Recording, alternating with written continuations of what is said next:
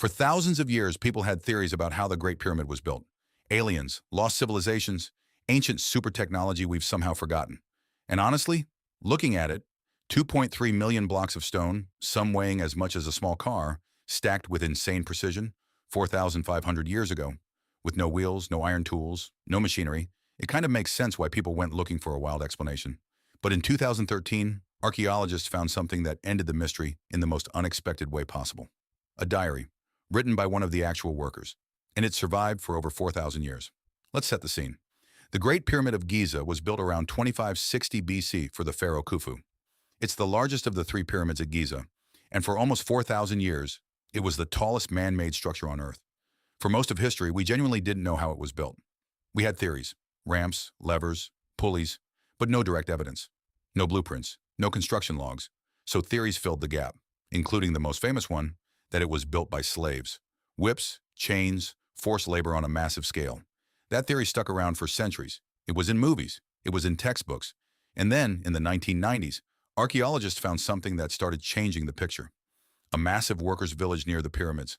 Bakeries, breweries, medical facilities where workers' broken bones had been set and healed, meaning someone cared whether these workers survived and recovered.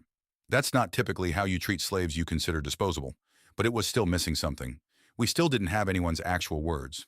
In 2013, a team of archaeologists excavating near the Red Sea coast at a site called Wadi al-Jarf found something extraordinary inside a series of ancient storage caves. Papyrus scrolls. Not just any papyrus, the oldest inscribed papyrus ever discovered in the world. Over 4,500 years old. From the exact reign of Khufu, the pharaoh the Great Pyramid was built for. Most of these documents were administrative records, but one of them was different. It was a logbook, a day-by-day diary, written by a man named Merer. Merer was a mid-level official, basically a supervisor, in charge of a team of about 40 men, and his diary records in his own handwriting exactly what his team did, day by day, for several months. And what was his job? Transporting limestone. Merer's logs describe his crew traveling to the limestone quarries at Tura, across the Nile from Giza, loading huge blocks onto boats, then sailing them up a network of canals directly to the pyramid construction site.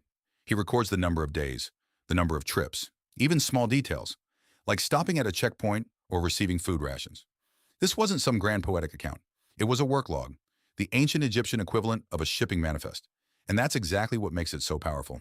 Because for the first time, we weren't looking at a theory about how the pyramids were built. We were looking at someone's actual job, written down by the person who did it. Quarry, boat, canal, pyramid, in real time. Merer's diary even mentions a name that connected everything. An official named Ankaf, who Merer's team reported to. Historians already knew about Ankaf from elsewhere. He was the half-brother of Khufu himself. He held a title that essentially translates to overseer of construction.